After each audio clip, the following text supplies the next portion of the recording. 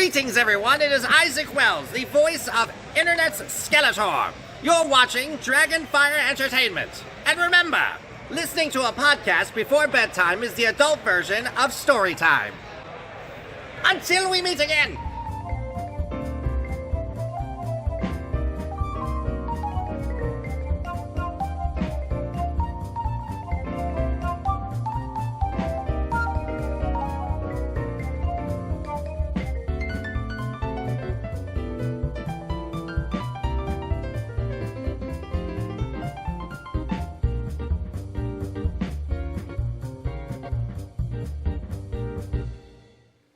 What's up, everybody? Wildman Wess here, and welcome to another edition of What's Your Poison.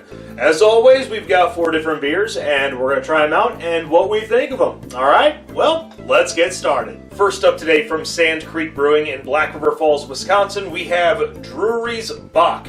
This is a 5% Bock-style beer, so it's going to be very robust and malty. It's probably going to have a little bit of a nutty flavor to it, and a light hop. Standard Bock is what I'm thinking, because, I mean, it just says Bock, so, I mean, they're simple, straight to the point. And as we're pouring this, we're definitely getting a light amber color. It's getting a little darker, so that's kind of cool. It just kind of switched on us. Very copper. Getting a slight hop on the nose. Malty, a little oaty, almost sweet, so... Alright, well here we go. It's a bit nutsy. No, but seriously, this is, nutty, malty, smooth. Very, very smooth. Almost a caramel or caramel. I know we have this issue all the time, but it is what it is. And even for a 5% ABV, this Bock tastes a lot boozier than you think. And I'm gonna have another sip. This is a beer I could definitely see myself having quite a few of when I'm out and about, because it's pleasant and it doesn't fill you up as much as some of the darker beers would. Even though it's dark in color, it's definitely medium in body. I would recommend this to anybody. I've had other Bocks before, and I'm gonna say this one is close. I'm gonna say 4 3/4 pow. I mean, this is oof. I'm liking this, and not just that, it's affordable too, because the 4-pack, I believe, that I was buying it at the store was going for, I want to say $4.99, so the stores do have them in the Quad Cities. Go and get yourself one, you'd be glad you did. Okay, while I'm savoring this, we've got to fast forward to our next beer of the day. Next up today from Confluence Brewing in Des Moines, Iowa, we have Bulldog, the Honey Kolsch. Now, we've done a few beers from Confluence before on here, and they've usually done a very good job. However, I think this one might top it. I mean, I'll be honest, I did have a little bit the other day, and I did enjoy it. But then again, after a few days, it might change. This is a 5.6% ABV Kolsch-style beer with a little bit of honey in there, obviously, because the name says itself, right? You're not stupid, I know that, I love you. But anyways, this Kolsch style of beer is probably going to have a good wheat base to it. There's going to be some sweetness, and definitely just a very hearty feeling that goes down your system. Ooh, golden. A nice head consistency as well. The carbonation. There's the bubbles. The tiny little bubbles in there. Yes. Light. Almost creamy. Like there's like a cream to this, like a cream ale in a way. So here we go. Can't get enough of that Bulldog beer. Yeah, this one. Wow. Well balanced. Perfectly balanced. I mean, I'll be honest. 5 out of 5. This is. I mean. Whew, I remember having it for the first time the other day, and I was floored, and I'm still floored, especially, then again, I was, drinking it out of the can, and usually, there's definitely a big difference with a lot of beers when you drink between can and a glass, and in a glass, you're in for a real treat. So yeah, perfect score on this one, Confluence. Very nice job. Well, I am going to be very sad when this beer is gone, but the show must go on, so guess what? Time for another beer. Up next from 3 Floyds in Munster, Indiana, we have Arctic Panzer Wolf. This is a 9% Imperial IPA. I've not had this one before, but I mean, we've had 3 Floyds before in the past. And I know what you're probably thinking. What hasn't been said about 3 Floyds that's been said about Hops Butcher for the World? No, guess what? and there's nothing wrong with it. They do have both a lot of IPAs, but that doesn't mean that it makes a brewery bad for having mostly one of anything. In fact, it actually shows how many styles they can go through it, because with IPAs, the sky's the limit with all the hops you can use in these things. However, it is nice to have a little change up once in a while, and both of those breweries do that as well. But I digress. It's time to talk about the Arctic Panzer Wolf! Alright, so, this says it's a dry and stupendously hopped, medium-bodied Imperial India Pale Ale brewed with Canadian 2-row malt. Okay, I get where you're coming from there. That sounds good to me. Dextrose sugar and lots of American hops. Well, what type of hops are we talking about? I mean, because there's a lot of them out there. Arctic Panzer Wolf has the superior aromas of marmalade, white peach, pine, and apricot, all mixed with intense American hop bitterness. Okay, so they said pine in there, and I'm having a feeling that there's going to be slight dankness, but mostly earthy, and very herby, and very herbaceous. So, that being said, enough stalling, we gotta pour this beer and see what we see. Okay, so far, slight haze to it. The haze kind of dissipates. There's a lot of carbonation in there. Particles, and for what it's worth, I haven't had this can for a very long time, so, you know, it shouldn't be bad. Like, it's not Voltron Volume 2, folks, so just chill, okay?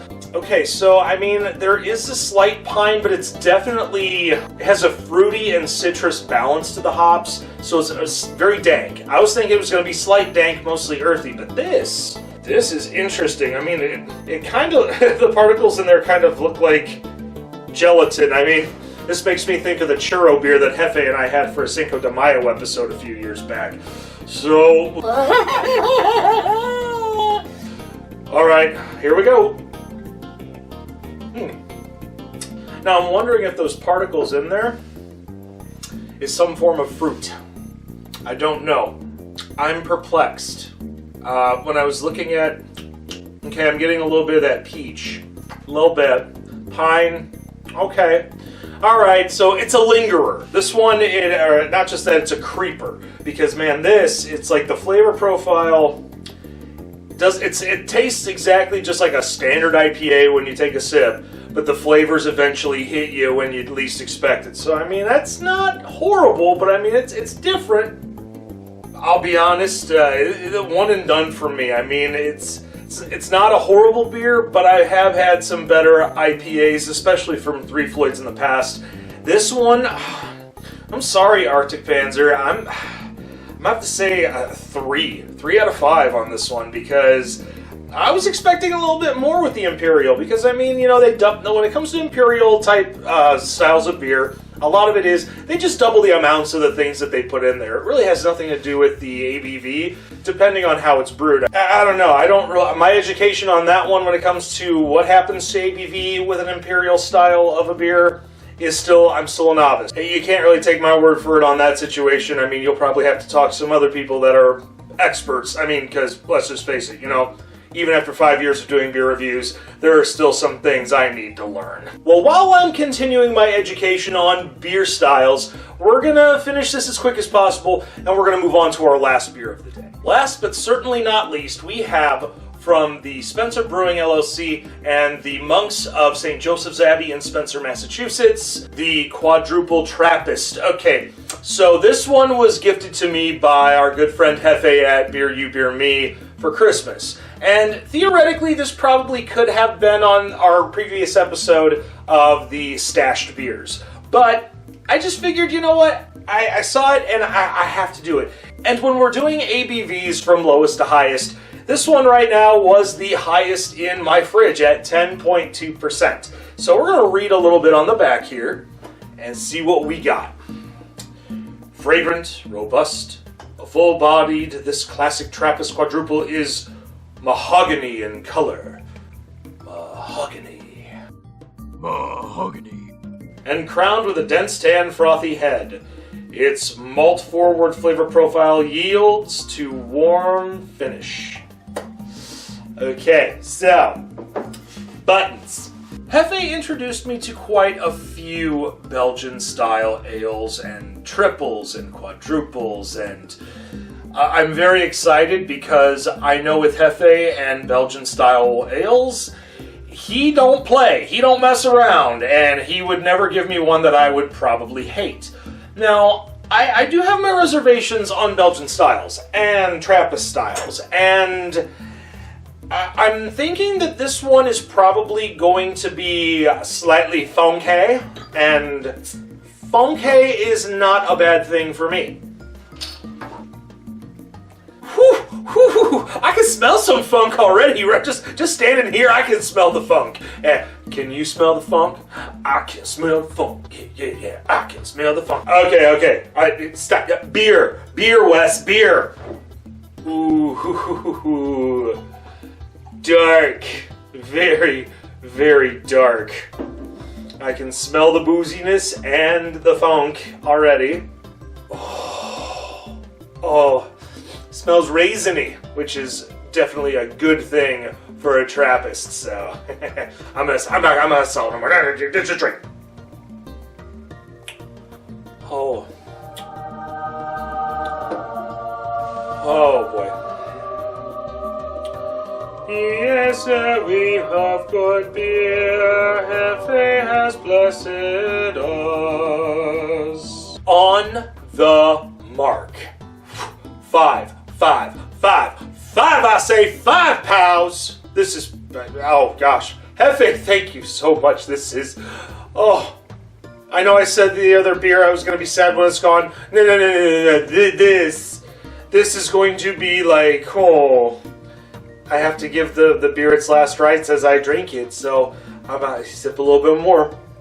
Well, we hope you enjoyed this episode of What's Your Poison. If you've had any of these beers, especially this one, and you agree with me, leave a thumbs up. If you had them and you don't agree with me, you can leave a thumbs down too. But just remember, man, those monks at St. Joseph's are going to be watching you if you say something bad about this one. I mean, because this one, yeah, I loved it. This is my favorite one today. Also, make sure you share on social media. Most importantly, you push that little red button and ring the bell for instant notifications. Also, make sure you check out my boy Hefe at Beer You, Beer Me, as well as Beard Wizard Man with some of his beer content. And not just that, but he also does some video game stuff as well, and music, and there's just a lot going on with that, and I look forward to looking at all of his stuff, especially chatting with him live during his streams. Other than that, I'm Wild Man Wess, and we'll see you next time on What's Your Poison, or some of the other content coming up on Dragonfire Entertainment. Game Central Station's getting some more games, and we're going to be doing some movie reviews soon. You'll just have to wait and see exactly what it's about. Until then, take care. Cheers.